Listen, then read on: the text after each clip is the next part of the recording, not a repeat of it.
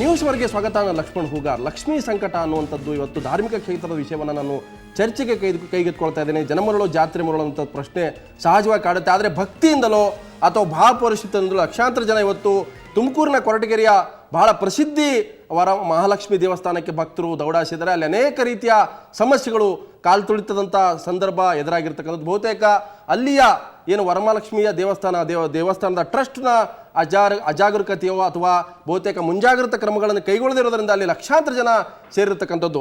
ಅಲ್ಲಿ ಆನಂದ್ ಗುರುಜಿ ಅಂದರೆ ಆಧ್ಯಾತ್ಮಿಕ ಮತ್ತು ಧಾರ್ಮಿಕ ಚಿಂತಕರು ಈ ವಿಚಾರದಲ್ಲಿ ಬಹಳಷ್ಟು ಕಾರ್ಯಕ್ರಮಗಳನ್ನು ಕೂಡ ಹಮ್ಮಿಕೊಂಡಿದ್ರು. ಅಲ್ಲಿ ಬ್ರಹ್ಮರಥೋತ್ಸವ, ಮುತ್ತಿನ ಪಲ್ಲಕ್ಕಿ, ಉಚಿತ ಸಾಮೂಹಿಕ ವಿವಾಹ, ಹೀಗೆ ಲಕ್ಷಾದೀಪೋತ್ಸವ ಜೊತೆಗೇ ಅಲ್ಲಿ ಬೆಳ್ಳಿಯ ನಾಣ್ಯಗಳನ್ನು, ಸೀರೆಗಳನ್ನು ಕೊಡ್ತಾರೆ ಅನ್ನೋ ಕಾರಣಕ್ಕಾಗಿ ಲಕ್ಷಾಂತರ ಜನ ಸೇರಿದ್ರು ಅನ್ನುವಂಥ ಆರೋಪವನ್ನು, ದೂರನ್ನು ಕೂಡ ಕೊರಟಗೆರೆ ತಹಸೀಲ್ದಾರ್ ಈಗಾಗಲೇ ಸರ್ಕಾರಕ್ಕೆ ತಮ್ಮ ವರದಿಯಲ್ಲಿ ತಿಳಿಸಿದ್ದಾರೆ. ಅಷ್ಟೇ ಅಲ್ಲ, ಗೊರವನಹಳ್ಳಿಯ ಲಕ್ಷ್ಮೀ ದೇವಸ್ಥಾನವನ್ನು ಮುಜರಾಯಿ ಇಲಾಖೆಗೆ ಯಾಕೆ ತೆಗೆದುಕೊಳ್ಬಾರದು, ಆಡಳಿತ ಮಂಡಳಿಯನ್ನು ಸಂಪೂರ್ಣವಾಗಿ ಸರ್ಕಾರ ನಿರ್ವಹಿಸುವಂಥ ಅವಕಾಶ ಇದೆ ಅನ್ನುವಂಥ ಒಂದು ಶಿಫಾರಸು ಕೂಡ ಸರ್ಕಾರಕ್ಕೆ ಹೋಗಿರೋದ್ರಿಂದ ಬಹುತೇಕ ಈ ಒಂದು ದೇವಸ್ಥಾನದಲ್ಲಿ ಪ್ರತಿ ವರ್ಷ ಕೂಡ ನಡೆಯುವಂಥ ಕಾರ್ಯಕ್ರಮಕ್ಕೆ ಸಾವಿರಾರು ಲಕ್ಷಾಂತರ ಜನ ಬರ್ತಾರೆ.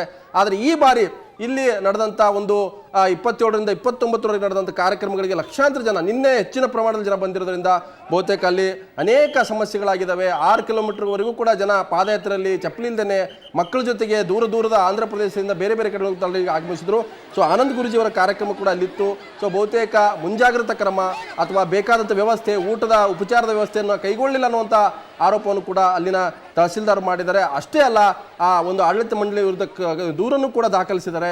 ಸೊ ಈಗಾಗಲೇ ಅಲ್ಲಿಯ ಟ್ರಸ್ಟಿಯ ಮುಖ್ಯಸ್ಥರು ಕೂಡ ಎಲ್ಲೋ ಪರಾರಿ ಆಗಿದ್ದಾರೆ ಅಂತ ಮಾಹಿತಿ ಕೂಡ ಬರ್ತಾ ಇದೆ. ಸೊ ಬಹುತೇಕ ಈ ರೀತಿಯ ಒಂದು ವ್ಯವಸ್ಥೆಯನ್ನು ಮಾಡುವಾಗ ಮುಂಜಾಗ್ರತಾ ಕ್ರಮ ಯಾಕೆ ಕೈಗೊಳ್ಳಿಲ್ಲ ಅನ್ನೋಂಥ ಪ್ರಶ್ನೆ ಕಾಡುತ್ತೆ.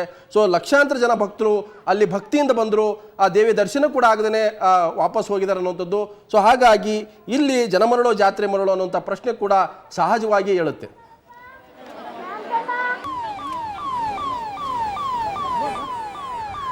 ಗೊರವನಹಳ್ಳಿಯ ಲಕ್ಷ್ಮೀ ದೇವಸ್ಥಾನದಲ್ಲಿ ನಡೆದಂಥ ಅವಘಡಗಳಿಗೆ ಸಂಬಂಧಪಟ್ಟಂತೆ ಮತ್ತೆ ಯಾವ ರೀತಿಯ ವ್ಯವಸ್ಥೆಗಳನ್ನು ಮಾಡಲಿಲ್ಲ, ಅದರಿಂದ ಆದಂಥ ಭಕ್ತರಿಗೆ, ಲಕ್ಷಾಂತರ ಭಕ್ತರಿಗೆ ಆದಂಥ ಅಸಮರ್ಪಕ ವ್ಯವಸ್ಥೆಗಳು, ನೋವಿನ ಬಗ್ಗೆ, ಮತ್ತು ಅಲ್ಲಿ ಭಕ್ತರು ಬಂದಾಗ ದರ್ಶನಕ್ಕೂ ಕೂಡ ಅವಕಾಶ ಸಿಗದೆ ವಾಪಸ್ ಹೋದಂಥ ವಿಚಾರಕ್ಕೆ ಸಂಬಂಧಪಟ್ಟಂತೆ ಯಾಕೆ ಟ್ರಸ್ಟು ಮುಂಜಾಗ್ರತಾ ಕ್ರಮ ಕೈಗೊಳ್ಳಲು ಕೇವಲ 20,000 ಜನಕ್ಕೆ ಮಾತ್ರ ಊಟದ ವಸತಿ ವ್ಯವಸ್ಥೆಯನ್ನು ಮಾಡಿತ್ತು.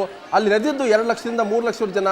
ಸೊ ಅಷ್ಟೊಂದು ಜನರಿಗೆ ಇಲ್ಲಿ ವ್ಯವಸ್ಥೆ ಮಾಡಲಿಲ್ಲ ಅನ್ನುವಂಥದ್ದು. ಸೊ ಈ ವಿಚಾರಕ್ಕೆ ಸಂಬಂಧಪಟ್ಟಂತೆ ಕೊರಟಗೆರೆ ತಹಸೀಲ್ದಾರ್ ರಾಮಚಂದ್ರಪ್ಪನವರು ಕೂಡ ಈ ವಿಚಾರದ ಬಗ್ಗೆ ವರದಿ ಕಳಿಸಿದರೆ ಮತ್ತೆ ಮಾತನಾಡಿದರೆ. ಹಾಗೆಯೇ ತುಮಕೂರು ಜಿಲ್ಲಾ ವರಿಷ್ಠಾಧಿಕಾರಿ ರಮಣ ಗುಪ್ತಾ ಕೂಡ ಈ ವಿಚಾರದ ಬಗ್ಗೆ ಮಾತಾಡಿದ್ದಾರೆ. ಅವ್ರು ಏನು ಮಾಡ್ತಿದ್ದಾರೆ ಬಂದು ನೋಡೋಣ. ಶ್ರೀ ಮಹಾಲಕ್ಷ್ಮಿ ದರ್ಶನಕ್ಕಾಗಿ ಜನಸ್ತೋಮ ಹರಿದು ಬಂತು. ಈ ಒಂದು ಜನಸ್ತೋಮ ಹರಿದು ಬಂದಾಗ ಅವರಿಗೆ ಸೂಕ್ತವಾದ ಮೂಲಭೂತ ಸೌಕರ್ಯಗಳಾದಂಥ ಕುಡಿಯ ನೀರಾಗಿರ್ಬೋದು, ಪಾರ್ಕಿಂಗ್ ವ್ಯವಸ್ಥೆ ಆಗಿರ್ಬೋದು, ವಾಹನಗಳಿಗೆ ಶೌಚಾಲಯದ ವ್ಯವಸ್ಥೆ ಆಗಿರ್ಬೋದು, ಊಟದ ವ್ಯವಸ್ಥೆ ಆಗಿರ್ಬೋದು, ಸುಮಾರು 60-70 ಸಾವಿರ ಜನ ಏಕಕಾಲದಲ್ಲಿ ಬಂದಿದ್ದರಿಂದ ಆ ಒಂದು ವ್ಯವಸ್ಥೆಯನ್ನು ಮಾಡದೆ ಈ ಒಂದು ಟ್ರಸ್ಟು ವಿಫಲವಾಗಿದೆ ಅಂತ ನಮಗೆ ತಿಳಿದು ಬಂತು. ಸೊ ನಾನು ಸಹ ಒಂದು ಸ್ಥಳಕ್ಕೆ ಭೇಟಿ ನೀಡಿದಾಗ ದೇವಸ್ಥಾನದ ಪಕ್ಕದಲ್ಲೇ ಇದ್ದಾಗ ಸಾರ್ವಜನಿಕರು ಬಂದು ಮುಗಿಬಿದ್ದರು. ಕುಡಿಯೋ ನೀರಿಲ್ಲ, ಊಟ ಸಿಗ್ತಾಯಿಲ್ಲ, ನಮಗೆ ಭಾಳ ತೊಂದರೆ ಆಗಿದೆ, ದರ್ಶನಕ್ಕೂ ಸಹ ಕಾಲಾವಕಾಶ ನಮಗೆ ಆಗ್ತಾಯಿಲ್ಲ, ಭಾಳ ನುಗ್ಲಾಗಿದೆ ಅಂತಂದ್ಬಿಟ್ಟು ಹೇಳಿದರು. ಸೊ ತಕ್ಷಣ ನಾನು ಟ್ರಸ್ಟ್ನವ್ರನ್ನೂ ಮಾತಾಡಿದೆ. ಸೊ ಅವರು ಇಲ್ಲ, ನಾವು 10-20 ಸಾವಿರ ಬರ್ಬೋದು ಅಂತ ನಿರೀಕ್ಷೆಯಲ್ಲಿದ್ವಿ, ಏಕದಮ್ ಜಾಸ್ತಿ ಬಂದಿರೋದ್ರಿಂದ ಅವ್ಯವಸ್ಥೆ ಆಗಿದೆ ಅಂತ ಅವರು ಸಹ ಒಪ್ಕೊಂಡ್ರು. ಸೊ ಈ ಬಗ್ಗೆ ನಾನು ಕ್ರಮ ತೆಗೆದುಕೊಳ್ಳಲಿಕ್ಕೆ ದೂರು ಸಹ ಪೊಲೀಸಿಗೆ ಈಗಾಗಲೇ ನೀಡಿದ್ದೀನಿ. ಮತ್ತು ಈ ಒಂದು ಖಾಸಗಿ ಟ್ರಸ್ಟಿಂದ ಈ ಮುಂದಿನ ದಿನಗಳಲ್ಲಿ ಸಾರ್ವಜನಿಕರಿಗೆ ಮತ್ತು ಭಕ್ತಾದಿಗೆ ಸೂಕ್ತ ವ್ಯವಸ್ಥೆ ಮಾಡಲಿಕ್ಕೆ ಆಗದ ರೀತಿಯಲ್ಲಿರೋದರಿಂದ ಈ ಬಗ್ಗೆ ಮಧುಗಿರಿ ಉಪವಿಭಾಗಾಧಿಕಾರಿಗಳಿಗೆ ಈ ಒಂದು ಸರ್ಕಾರದ ವಶಕ್ಕೆ ಮುಜರಾಯಿ ಇಲಾಖೆಗೆ ದೇವಸ್ಥಾನ ತೆಗೆದುಕೊಳ್ಬೇಕು ಅಂತ ವರದಿಯನ್ನು ಸಹ ಈಗಾಗಲೇ ನಾನು ಸಲ್ಲಿಸಿದ್ದೀನಿ. ಆದರೆ ಅದರಲ್ಲಿ ನಾವು ನೋಡಿದರೆ ಅಲ್ಲಿ ಎಷ್ಟು ಜನ ಬಂದಿದ್ದಾರೆ, ಅಲ್ಲಿ ಯಾವುದು ನೀರು ವ್ಯವಸ್ಥೆ ಆಗಲಿ, ಯಾವುದು ಊಟ ವ್ಯವಸ್ಥೆ ಆಗಲಿ, ಯಾವುದು ಭದ್ರತೆ ವ್ಯವಸ್ಥೆ ಆಗಲಿ, ಯಾವುದು ಅವರಿಗೆ ಪಾರ್ಕಿಂಗ್ ವ್ಯವಸ್ಥೆ ಆಗಲಿ, ಯಾವುದೇ ವ್ಯವಸ್ಥೆ ಸಣ್ಣ ಪುಟ್ಟ ಮಟ್ಟದಲ್ಲಿ ಬಿಟ್ಟರೆ ಆ ಮಟ್ಟದಲ್ಲಿ ಎಷ್ಟು ಜನ ಬರ್ತಾರೆ ಅಂತ ಹೇಳಿ ಯಾವುದೂ ವ್ಯವಸ್ಥೆಯಲ್ಲಿ ಇರಲಿಲ್ಲ. ಅದಕ್ಕೆ ಪ್ರಯಾಣಿಕರು, ಅಲ್ಲಿ ಬಂದಂಥ ಎಲ್ಲ ಭಕ್ತಾದಿಗಳು ಅವರು ತುಂಬ ಕಷ್ಟವನ್ನು ಪಡಬೇಕಾಯಿತು. ಸೊ ಆ ನಿಟ್ಟಿನಲ್ಲಿ ಕೂಡ ನಾವು ಅಲ್ಲಿ ಪರಿಶೀಲನೆ ಮಾಡಿ, ಮತ್ತು ಅಲ್ಲಿ ತಹಶೀಲ್ದಾರರು ಕೂಡ ಪರಿಶೀಲನೆ ಮಾಡಿದ್ದಾರೆ. ಅವರು ಇವರು ಯಾವುದು ದೂರಾಡಳಿತ ವ್ಯವಸ್ಥೆ ಮಾಡಿದ್ದಾರೆ ಅಂತ ಹೇಳಿ ಒಂದು ಕಂಪ್ಲೇನ್ ನಮ್ಮ ಕೊರಟಗೆರೆ ಪೊಲೀಸ್ ಸ್ಟೇಷನ್ಗೆ ಕೊಟ್ಟಿದ್ದಾರೆ. ಅದಕ್ಕೆ ಅನುಗುಣವಾಗಿ ನಾವು 337 IPC ಕೆಳಗಡೆ ಒಂದು ಕೇಸ್ ದಾಖಲಾಗಿದೆ. Which means the putting of the life of the people into danger ಅಂತ ಹೇಳಿ. ಸೊ ಈ ಕೇಸ್ ತನಿಖೆಯನ್ನು ನಾವು ತಗೊಂಡು ಅದರಲ್ಲಿ ಯಾರು ಅದಕ್ಕೆ ಆಡಳಿತ ಮಂಡಳಿಗಳು, ಯಾರ್ದು ಏನು ಜವಾಬ್ದಾರಿ ಇತ್ತು, ಅವರು ಅದನ್ನು ಹೇಗೆ ನಿರ್ವಹಣೆ ಮಾಡಬೇಕಾಗಿತ್ತು, ಯಾಕೆ ಮಾಡಿರುವುದಿಲ್ಲ, ಯಾರು ಅದಕ್ಕೆ ಎಕ್ಸಿಕ್ಯೂಟಿವ್ ಆಗಿದ್ದಾರೆ, ಸೊ ಇವೆಲ್ಲ ಪ್ರತಿಯೊಂದು ವಿಚಾರವನ್ನು ಕಲೆ ಹಾಕಿ ಅದಕ್ಕೆ ಸೂಕ್ತವಾದಂತಹ ತನಿಖೆಯನ್ನು ಮಾಡ್ತೀವಿ. ಇಷ್ಟೊಂದು ಲಕ್ಷಾಂತರ ಜನ ಭಕ್ತರು ಬರ್ತಾರೆ ಅಂದಾಗ ಟ್ರಸ್ಟ್ನವರು ಯಾಕೆ ಮುಂಜಾಗ್ರತಾ ಕ್ರಮ ಕೈಗೊಳ್ಳಿಲ್ಲ?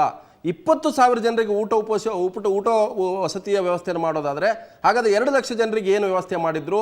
ಸೊ ಜಿಲ್ಲಾಡಳಿತಕ್ಕೆ ಈ ಒಂದು ವಿಚಾರವನ್ನು ಗಮನಕ್ಕೆ ತಂದಿದ್ರ, ಸುವ್ಯವಸ್ಥೆ ವಿಚಾರವನ್ನು ಗಮನಕ್ಕೆ ತಂದಿದ್ರ? ಬಹುತೇಕ ಅಲ್ಲಿಯ ಆಡಳಿತ ಮಂಡಳಿ ಎಲ್ಲೋ ಒಂದು ಕಡೆ ಎಡವಿದೆ. ಸೊ ಭಕ್ತರ ಒಂದು ಧಾವಂತದಿಂದಾಗಿ ಎಲ್ಲೋ ಒಂದು ಕಡೆ ಬಹಳ ಅವ್ಯವಸ್ಥೆಗಳಾಗಿರ್ತಕ್ಕಂಥದ್ದು. ಸೊ ಇಂಥ ಒಂದು ದೇವಸ್ಥಾನದಲ್ಲಿ ಇಂಥ ಕಾರ್ಯಕ್ರಮಗಳನ್ನು ಮಾಡುವಾಗ ಸಕಲ ವ್ಯವಸ್ಥೆಗಳನ್ನು ಮಾಡ್ಕೊಳ್ಳೋದೇ ತಪ್ಪು ಆಗಿದೆ ಅನ್ನುವಂಥದ್ದು ಕೂಡ ಈ ವರದಿಯಲ್ಲಿ ಸ್ಪಷ್ಟ ಆಗುತ್ತೆ. ಸೊ ಇನ್ನು ಮುಂದೆ ಈ ರೀತಿಯ ಅವಕಾಶಗಳಿಗೆ ಎಡೆ ಮಾಡಿಕೊಡದ ರೀತಿಯಲ್ಲಿ ಸರ್ಕಾರವೇ ಅದನ್ನು ವಶಕ್ಕೆ ತೆಗೆದುಕೊಳ್ಬೇಕು ಅನ್ನುವಂಥ ವರದಿಯನ್ನು ಕೂಡ ಸರ್ಕಾರಕ್ಕೆ ಒಂದು ಮಾಡಲಾಗಿದೆ. ಆ ವರದಿಯಲ್ಲಿ ಶಿಫಾರಸು ಕೂಡ ಮಾಡಲಾಗಿದೆ. ಸೊ ಇಂಥ ಸಂದರ್ಭದಲ್ಲಿ ಅನೇಕ ಪ್ರಶ್ನೆಗಳು ಹೇಳ್ತವೆ. ಅಲ್ಲಿ ಆಧ್ಯಾತ್ಮಿಕ ಚಿಂತಕರು ಮತ್ತು ಧಾರ್ಮಿಕ ಆಧ್ಯಾತ್ಮಿಕ ಚಿಂತಕರಂತ ಡಾಕ್ಟರ್ ಮಹರ್ಷಿ ಆನಂದ್ ಗುರೂಜಿ ಕಾರ್ಯಕ್ರಮಗಳು ಕೂಡ ಇತ್ತು. ಸೊ ಅವರು ಕೂಡ ಈ ಕಾರ್ಯಕ್ರಮದಲ್ಲಿ ಯಾವ ರೀತಿಯಾದಂಥ ಮುಂಜಾಗ್ರತಾ ಕ್ರಮಗಳನ್ನು ಕೈಗೊಂಡಿದ್ರು, ಟ್ರಸ್ಟ್ ಮತ್ತು ಅವರು ಸೇರಿ ಏನು ಮಾಡಿದ್ರು, ಸೊ ಅದಕ್ಕೆ ಉತ್ತರಗಳು ಕೂಡ ಪಡ್ಕೊಳ್ಬೇಕಾಗುತ್ತೆ. ಕೆಲವು ಪ್ರಶ್ನೆಗಳು ಇಲ್ಲಿ ಸಹಜವಾಗಿ ಹೇಳ್ತವೆ. ಆ ಪ್ರಶ್ನೆಗಳು ಯಾವುವು ಅಂತ ನೋಡ್ಕೊಂಬರೋಣ. ಗೊರವನಹಳ್ಳಿ ಶ್ರೀ ಕ್ಷೇತ್ರದಲ್ಲಿ ನಡೆದಿದ್ದೇನು ಅನ್ನುವಂಥದ್ದು ಬಹುತೇಕ 3 ದಿನಗಳ ಕಾರ್ಯಕ್ರಮ ಇತ್ತು. ಆ ಕಾರ್ಯಕ್ರಮದಲ್ಲಿ ಅನೇಕ ಕಾರ್ಯಕ್ರಮಗಳಿದ್ದಾವೆ. ಅದರಲ್ಲಿ ಬ್ರಹ್ಮ ರಥೋತ್ಸವ ಇರ್ಬೋದು, ಅಲ್ಲಿ ಲಕ್ಷ ದೀಪೋತ್ಸವ ಇರ್ಬೋದು, ಉಚಿತ ಸಾಮೂಹಿಕ ವಿವಾಹ ಇರ್ಬೋದು, ಹೀಗೆ ಅನೇಕ ಕಾರ್ಯಕ್ರಮಗಳಿದ್ದವು. ಆದರೆ ನಡೆದಿದ್ದೇನು ಅನ್ನೋಂಥದ್ದು ನೋಡಿದ್ರೆ ಬಹುತೇಕ ಅಲ್ಲಿ ಅವ್ಯವಸ್ಥೆಗಳು. ಭಕ್ತರ ನೂಕುನುಗ್ಗಲು ಕಾಲ್ತುಳಿತಕ್ಕೆ ಕಾರಣವೇನು? ಸೊ ಇಷ್ಟು ಪ್ರಮಾಣದ ಜನ ಬರ್ತಾ ಇದ್ದಾರೆ, ಭಕ್ತರು ಬರ್ತಾ ಇದ್ದಾರೆ. ನೆರೆಯ ಆಂಧ್ರ ಪ್ರದೇಶ ಇರ್ಬೋದು, ಬೇರೆ ಬೇರೆ ರಾಜ್ಯಗಳನ್ನು ಕೂಡ ಬರ್ತಾ ಇದ್ದಾರೆ. ಸೊ ಅಲ್ಲಿ ಆನಂದ ಗುರೂಜಿ ಕಾರ್ಯಕ್ರಮ ಜೊತೆಗೆ ಲಕ್ಷ ದೀಪೋತ್ಸವ, ಉಚಿತ ಸಾಮೂಹಿಕವಾದ ಬೆಳ್ಳಿ ನಾಣ್ಯ, ಸೀರೆ, ಹೀಗೆ ಅನೇಕ ಕಾಣಿಕೆಗಳು ಸಿಗ್ತವೆ. ಭಕ್ತರು ಆ ಕಾರಣಕ್ಕಾಗಿ ಓಡಿ ಬಂದರು. ಸೊ ಇಲ್ಲಿ 20,000 30,000 ಜನ ಸೇರ್ತಾರೆ ಅಂತ ನಿರೀಕ್ಷೆ ಟ್ರಸ್ಟ್ ಮಾಡಿತ್ತು. ಆದರೆ ಅಲ್ಲಿ ಬಂದಿದ್ದು 2 ಲಕ್ಷ 2.5 ಲಕ್ಷ ಜನ ಬಂದಿದ್ದರು. ಹಾಗಾಗಿ ಈ ರೀತಿಯ ಕಾಲ್ತುಳಿತಕ್ಕೆ ಅಲ್ಲಿ ಕಾರಣ ಆಗಿದೆ. ಕಾರ್ತಿಕ ಮಾಸದ ಬುಧವಾರ ಲಕ್ಷಾಂತರ ಭಕ್ತರು ಜಮಾಯಿಸಿದ್ದು ಏಕೆ ಅನ್ನೋದು ಬಹುತೇಕ ನಿನ್ನೆ ಒಂದು ಮಹತ್ವದ ಕಾರ್ಯಕ್ರಮ ಕೂಡ ಇತ್ತು. ಆನಂದ್ ಗುರೂಜಿಯವರ ಪ್ರವಚನ ಇರ್ಬೋದು, ಅನೇಕ ಅಲ್ಲಿ ಕಾರ್ಯಕ್ರಮ ಕೂಡ ಇತ್ತು. ಹೀಗಾಗಿ ಬಹಳಷ್ಟು ಜನ ಭಕ್ತರು ಕೂಡ ಬಂದಿದ್ರು.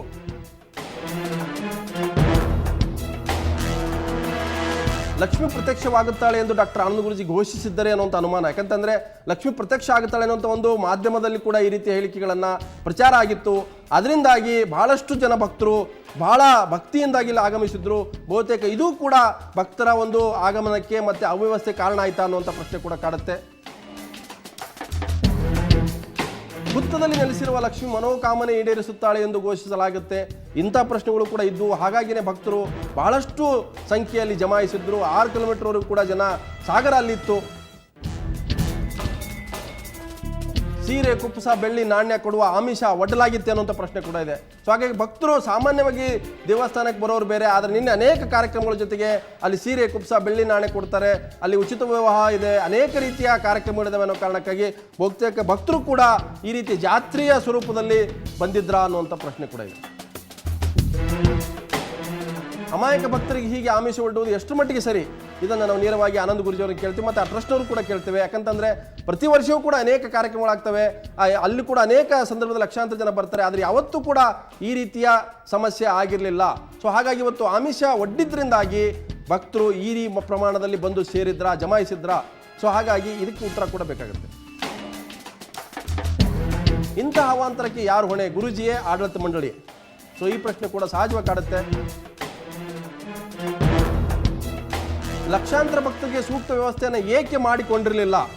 ಸೊ ಅಷ್ಟು ಜನ ಬರ್ತಾರೆ ಅಂತ ಗೊತ್ತಿದ್ರೆ, ಅಥವಾ ನಮಗೆ 20,000 ಮಾತ್ರ ಬರ್ತಾರೆ ಅಂತಂದಿದ್ರೆ, ಆದರೆ ಹೆಚ್ಚಿನ ಪ್ರಮಾಣದಲ್ಲಿ ಬಂದಿದ್ದಾರಲ್ಲ, ಸೊ ಅದಕ್ಕೆ ಯಾರು ಹೊಣೆಗಾರು? ಜಿಲ್ಲಾಡಳಿತನ, ಅಥವಾ ಗೊರವನಹಳ್ಳಿಯ ಏನು ದೇವಸ್ಥಾನದ ಟ್ರಸ್ಟಾ, ಅಥವಾ ಆನಂದ್ ಗುರೂಜಿಯವರ? ದೇವಸ್ಥಾನದ ವಶಕ್ಕೆ ಈಗ ಜಿಲ್ಲಾಡಳಿತ ಮುಂದಾಗಿರುವುದು ಏತಕ್ಕೆ? ಸೊ ಈ ಅವ್ಯವಸ್ಥೆಯನ್ನು, ಈ ರೀತಿಯ ಅವಘಡವನ್ನು ಗಮನದಲ್ಲಿಟ್ಟುಕೊಂಡು ಸರ್ಕಾರ ಅಥವಾ ತಹಶೀಲ್ದಾರರು ನೀಡಿರ್ತಕ್ಕಂಥ ರಿಪೋರ್ಟ್ನ ಪ್ರಕಾರ ಸೊ ಈಗ ಅದನ್ನು ಸರ್ಕಾರ ಮುಜರಾಯಿ ಇಲಾಖೆಗೆ ಅಥವಾ ತನ್ನ ವ್ಯಾಪ್ತಿಗೆ ತೆಗೆದುಕೊಳ್ಳುವಂಥ ಒಂದು ಪರಿಸ್ಥಿತಿ ಬಂದಿದೆಯಾ? ಸೊ ಈ ಘಟನೆಯನ್ನು ಇಟ್ಕೊಂಡು ಸರ್ಕಾರ ಏನಾದರೂ ಮುಜರಾಯಿ ಇಲಾಖೆಗೆ ತೆಗೆದುಕೊಳ್ಳುತ್ತಾ ಅನ್ನುವಂಥ ದೊಡ್ಡ ಪ್ರಶ್ನೆ ಈಗ ಕಾಡುತ್ತೆ.